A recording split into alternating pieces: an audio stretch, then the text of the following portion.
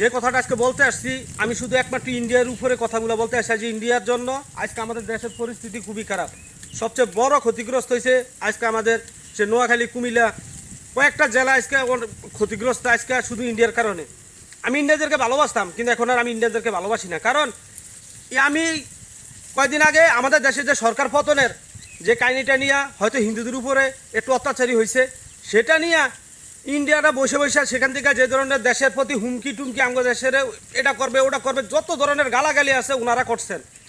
ওনারা তাদের জাতির উপরে আক্রমণ হয়েছে দেখে ওনারা এই ধরনের অনেক কিছু আমাদেরকে হুমকি ধামকি দিয়েছেন। কিন্তু আমার কথা হলো ভাই, আপনাদের জাতির থেকে বেশি আক্রমণ আমরা হয়েছি। আমাদের মুসলিমরা অনেক মানুষ মারা গেছে, আমাদেরকে হত্যা করা পর্যন্ত হয়েছে। তাহলে সেখানে মনে করেন আপনারা ঠিক আছে, এটা মানি যে আপনাদের জাতির উপর ইয়া হয়েছে, আপনাদের হিন্দুদের উপরে একটা হিন্দুদের মহাব্বত টান আছে, এটা মানি।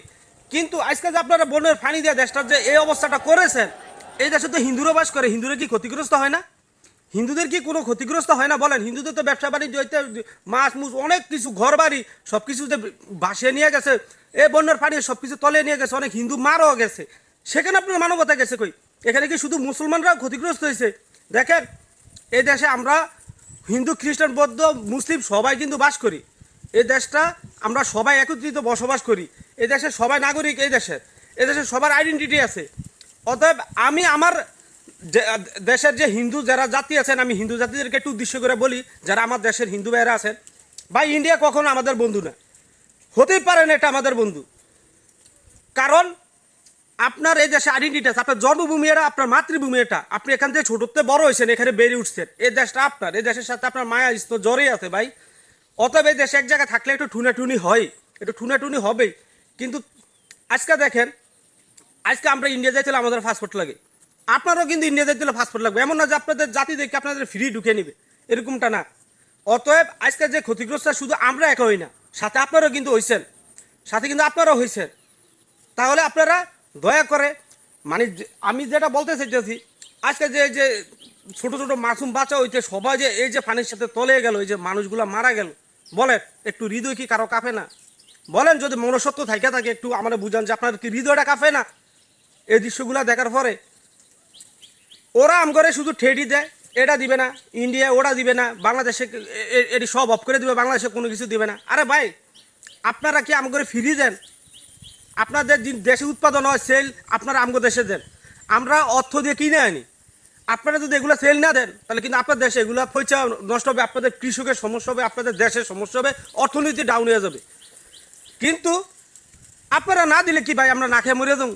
আমরা কিন্তু না খেয়ে মরে দেবো না, আল্লাহ রিজিকের মালিক উপরওয়ালা, সেটার একটা ব্যবস্থা করে দিবে, হয়তো আর একটা কান্ট্রি আমাদেরকে সেল করবে।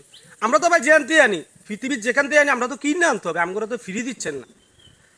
কিন্তু আপনারা ফ্রি দিচ্ছেন আম করে শুধু পানিটা। হ্যাঁ, এটা এমন মিলে ফ্রি দিচ্ছেন, আমগো জীবন ষোলো হয়ে যাইতেছে নাকি?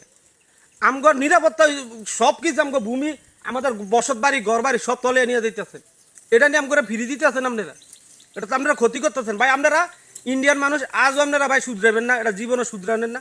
আপনাকে ভাই, আপনাকে ভিতরে কি আপনাকে ধর্মই নেই, আপনাকে ভিতরে ইমান আমানও নাই, আপনারা তো এমনও নাই, আপনারা একবার পুরো জালিমের চেয়েও খারাপ।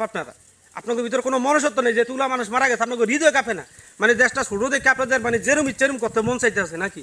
দেশটা ছোট, মানে এই দেশটার মানে আপনাদের আয়তনে বড়, আপনারা জনসংখ্যা বেশি, মানে যেরম ইচ্ছেরম করতে। ভাই আমরা কিন্তু স্বাধীন দেশ, এত সহজ না যে মানে আমাকে স্বাধীন দেশে আপনারা একটা গুতা দিয়ে যাবেন গিয়ে, এত সহজ না বিষয়টা, কথা বুঝছেন? এত সহজ না। কিন্তু আপনাদের প্রতি যে ভালোবাসাটা আমাকে ছিল, এখন আজকের থেকে শুধু ঘৃণা করতেছে আপনাকে প্রতি কোনো হৃদয় থেকে আর কোনো ভালোবাসা নেই। এতগুলো মৃত্যু, এই যে হাজার হাজার মানুষের মৃত্যু, ছোটো বাচ্চা হইতে, এই যে এত পশু পাখি হইতে কোনো কিছু রক্ষা পায় না আপনাদের কবল থেকে।